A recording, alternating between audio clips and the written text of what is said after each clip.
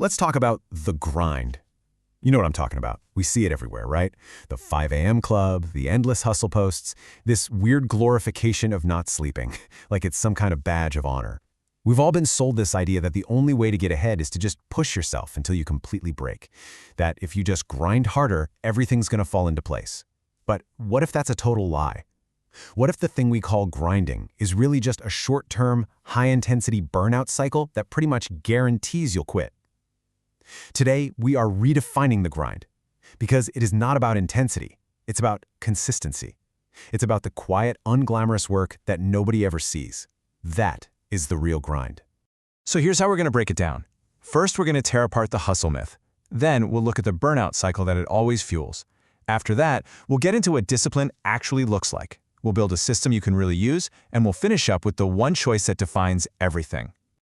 All right, let's just get right into it. We've all seen it, the whole rise and grind thing, the celebration of sleepless nights.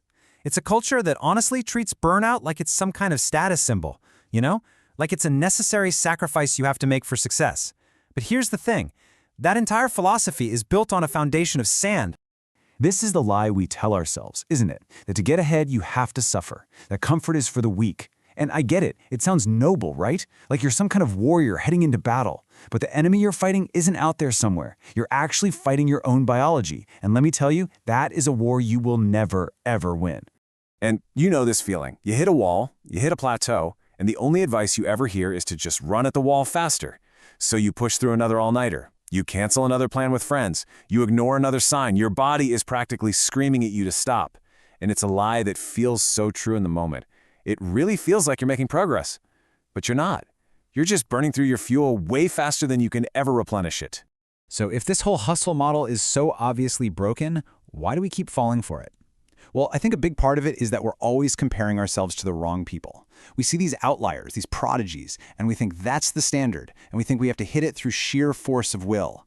But the reality is, less than 1% of people are born with that kind of innate, extraordinary talent. And for the rest of us, the other 99%, brute force is just not the answer. Lasting success isn't going to come from some rare flash of brilliance or a temporary heroic effort. No, it comes from something quieter, something much, much steadier. It comes from discipline. It is the only sustainable path to doing anything great. It's the only tool that doesn't break right when you need it the most. So, why is hustle such a deeply flawed strategy? I mean, it's not just that it doesn't work in the long run, it's that it's actively working against you. It literally creates a feedback loop of burnout and avoidance that pushes your goals further away, not closer. Just look at this. This chart lays it out perfectly. Hustle culture runs on these big bursts of energy, on adrenaline and motivation. But both of those are temporary fuel sources. That high intensity, it feels productive, but by its very definition, it cannot be sustained. And that leads directly to burnout, which in turn makes you avoid the very work you're trying so hard to do. It's a sprint, but all of your goals are a marathon, and you cannot sprint a marathon. And this right here leads to a really nasty psychological trap. You think you're fighting laziness by hustling, but you're actually feeding it. When you completely burn yourself out, your brain starts to associate that work with pain and exhaustion. It learns to crave comfort, to crave escape from the very thing you're trying to accomplish. Your so-called anti-laziness strategy actually becomes the #1 cause of your procrastination. This is the key insight. Your biggest failures probably weren't about a lack of effort. Think about it. You threw everything you had at them. You went all in, but you had no system. You're not lazy, you're just unstructured. You're all gas, no engine. The problem isn't that initial push, it's the total lack of a framework to sustain that effort day in and day out. Okay, so this brings us to the alternative, the real solution. And it isn't found in more motivation or some new productivity hack. It's the quiet, it's the unglamorous, and it's the brutally effective power of discipline. This is the actual grind, the one that actually works. This definition is a total game changer. It shifts discipline from just being an action to being a mindset. It's not about waiting to feel good or waiting to feel motivated. It's about being a professional. It's about separating how you feel from what you do and just executing the plan regardless. When you can do that, you have a level of control that, frankly, most people will never, ever experience. So let's put them side by side. Hustle is loud, it's performative, it's for social media. Discipline is quiet, it's what you do when no one is watching.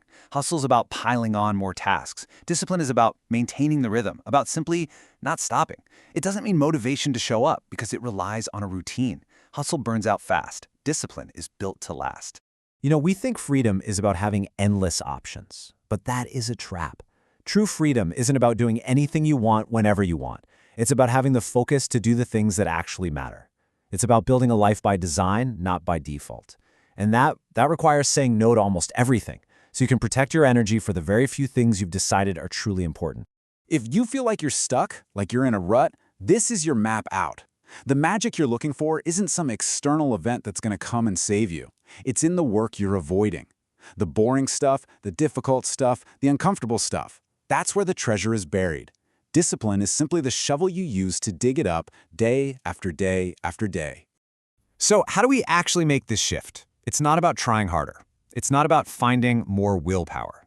It's about changing the game entirely. It's about building a system that makes consistency the default, not the exception. Here's the system, and it's going to sound a little counterintuitive.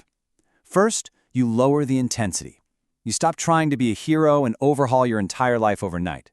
Your only goal is to increase consistency. Find a ridiculously small action you can do every single day. Make that non-negotiable. Then, you zoom out. You stop caring about this week's results, and you start focusing on next year's trajectory.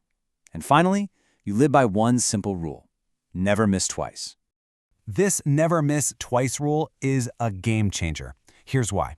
Missing once is an accident. It's a mistake. Life happens. But missing twice, that's a decision. That's the start of a new negative pattern, the habit of not showing up.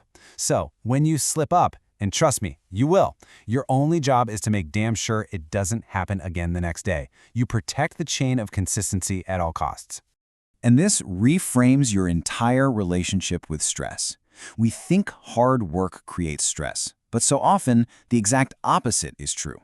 The real, soul-crushing anxiety comes from knowing exactly what you should be doing, having the ability to do it, and still choosing not to. Consistent, disciplined action doesn't just reduce stress. It replaces it with a sense of control and forward momentum. It is the ultimate cure for anxiety. This needs to be your mantra, especially on the days when you feel like giving up, when it feels like you're getting absolutely nowhere. You don't have to be great to start something. You just have to start. And then you have to keep starting every single day. That's how you become great. One small, consistent step at a time. So here we are. At the end of the day, after all the theorizing and all the planning, it really just boils down to a single choice. A choice you have to make not just once, but every single day. There's no path forward without some kind of pain. The only choice you have is which kind you want. The pain of discipline, yeah, it's sharp, but it's temporary. It's the sting of effort, of showing up when you really don't feel like it. The pain of regret, on the other hand, is chronic.